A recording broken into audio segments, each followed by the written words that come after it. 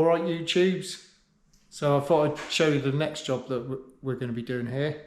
So it's BMW M2 competition, and what we're doing on it is we're going to re-clear this carbon spoiler.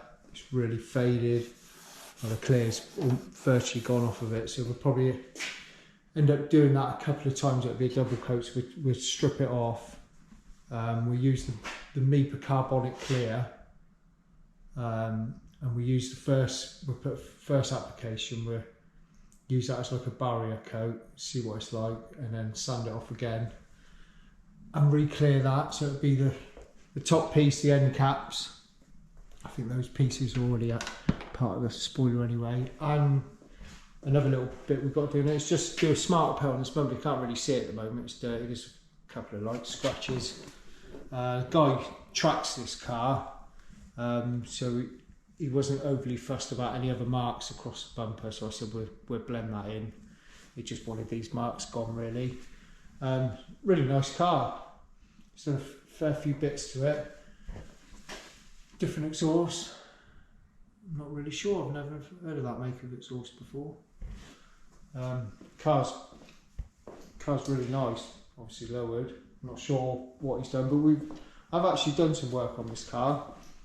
So we painted this front bumper a few weeks ago for him. The guy fitted it himself. It was a brand new bumper from BMW, and what he done is he cut some holes in it and added these air intakes for cooling on the brakes.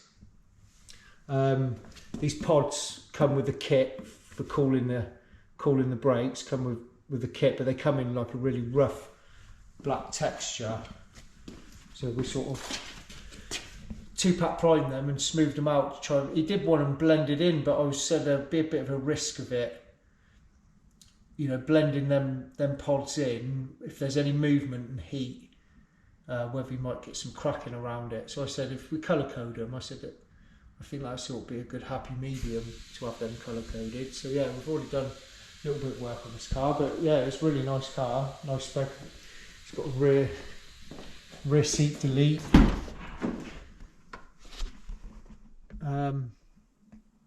Yeah, really nice.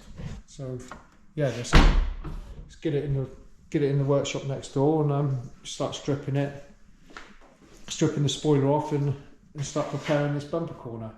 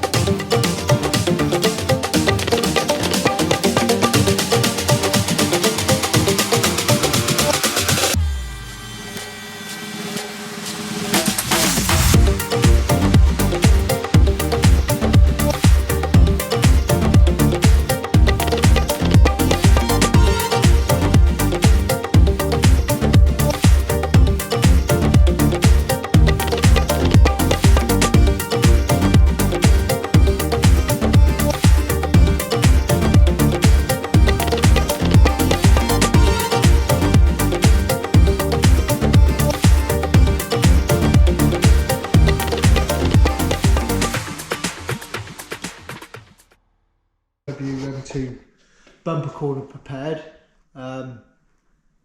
Nothing major, a couple of little scratches, put a tiny little bit of fine filler in there, dolphin glaze we used, and then just grey scotch the rest. Polished the centre of the bumper up with medium cut polish, and then scotched into where we're going to blow in. So I'll get this bagged up. I'll probably just put a little bit of 1K primer over them little repairs once it's all bagged up, and then I can just flat that off with a bit of 500 just before I paint it. And then I'm going to also at the same time, while I do that, I'll get the first application of Mipa's Carbonic Clearcoat on this to seal this in. I'll get this all done in one go, and then that'll be ready tomorrow to sand off and reapply another application Clearcoat. So to prepare this, basically we just hand padded it with 320 grit, cleaned it all off, and then 500 grit, so it's finished in 500. And then we wet scotched it with some scotch paste as well, just to clean it all out, clean out. So it's sort of gone through the weave a little bit. You can feel the weave on this side. It wasn't too bad on the back side. It's still quite smooth. So yeah, then we wet scotched it, cleaned out all the, you know, if any dust has got into the weave or anything like that, give it a good blowout. So yeah, it should be fine. I'm just going to get this bagged up now, and then get some colour mix for the bumper. Yeah, so I thought I'd just show you what I do when I do a fade out in the fade out area. Is I mask the sheeting further back into where I've polished, the polished area. My scotched area is here, and then what I do is I get a piece of masking paper, double it over, and then I'll create a pocket just on the edge of where I've scotched it.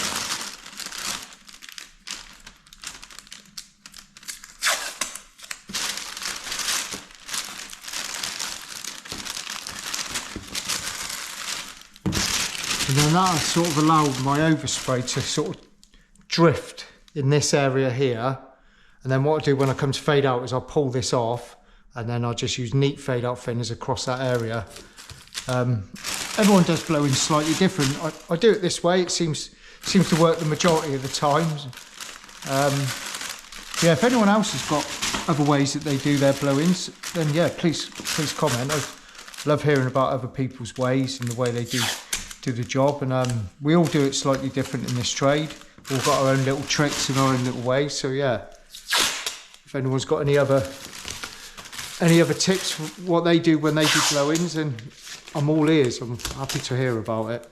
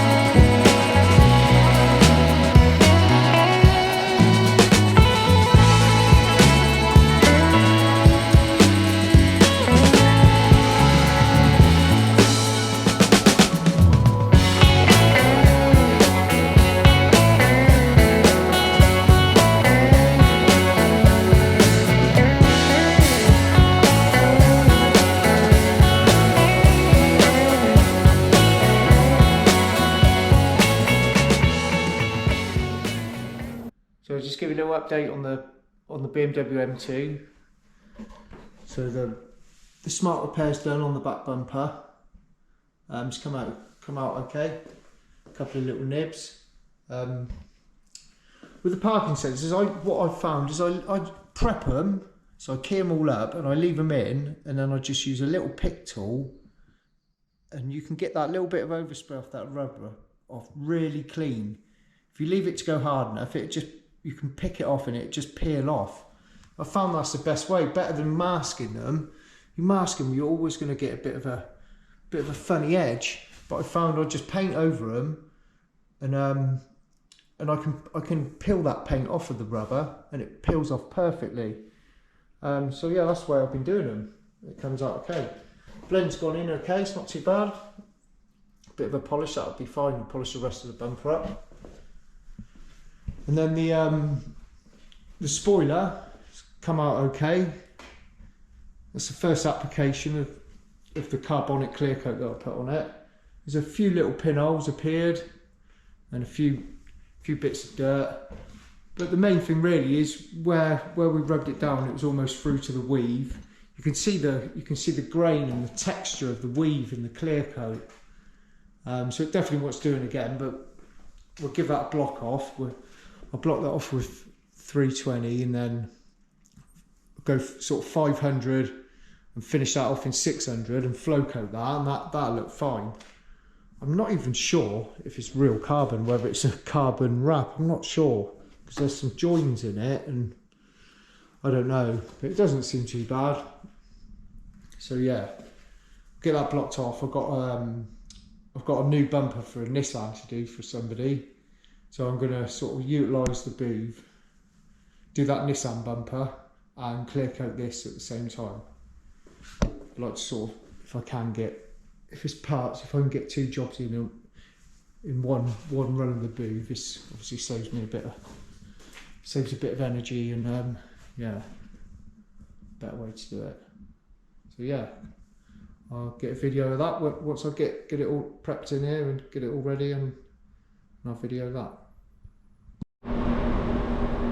Right, so I've prepared all the carbon fibre. That's all been blocked down with 320, and then it's been machine DA'd with 500 grit, and then hand pad all the edges 500 grit, and then again over the top of that with 600 grit DA and hand pads. And the bumper's all prepared, that's grey scotched and masked, it's all everything's degreased. So the first thing I'm going to do is apply some adhesion promoter on the bare plastic on the bumper. So I'm going to use this one, this Mipa's half promoter, which sticks anything to anything apparently. So yeah, it's really good. 2 sort of light wispy coats of that on. Don't put it on wet, don't put it on heavy, and give that sort of 5-10 minutes to cure off. And while that's curing off, I mix up a little bit of wet on wet and give it 1 coat of wet on wet first, just to trap any static or if anything lands in it, and then get on with base coat and clear. So here I'll just show you the preparation for a new bumper. It's for a Nissan Pulsar, this bumper. So they come bare plastic, and the bottom part is sort of like a textured, looks like a textured trim, but it's all part of the bumper. So first thing I do is just water degrease it, get off any sort of, that sort of reduces static a little bit, and then fine line tape there, and then 1 inch, and then 2 inch and a bit of masking paper, and then I scotch it once it's masked up, so you can just scotch right up to the fine line and you get no scotching marks beyond that. So yeah, just grey scotch, really light. If you use any sort of hand pads or anything like that, then you're going to scag the plastic a little bit. It's going to leave scores and scratches in it. So yeah, grey scotch brite's like the coarsest thing to use on it really. If you have got any little nicks and stuff in it, then you will have to, you know, repair those and prime it. So the next thing I do, once it's all degreased, so I'll water degrease it and solvent degrease it. Give it a good blow off. I haven't got any anti-static gun or anything like that. So it does attract a little bit of dirt sometimes, but I'll give it a coat of a deep plastic adhesion promoter, which I use the Mipa promoter, it's called, 1K. It's literally a couple of sort of light wispy coats of that, and then I'll give it a light coat, a thin coat of wet and wet, and then if there's any bits of dirt that have landed in that, I can nib that a little bit, and then the static's sort of gone a little bit then once the wet and wet's on there, and then I can start basing it and clearing it.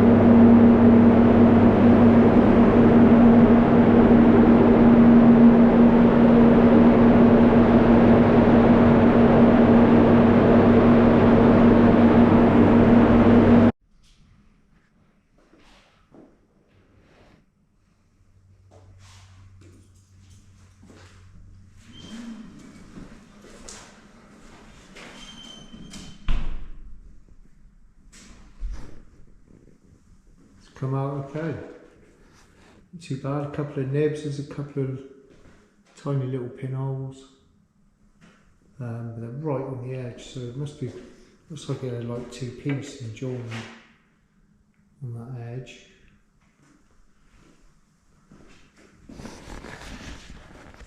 Even this bumper come out all right as well.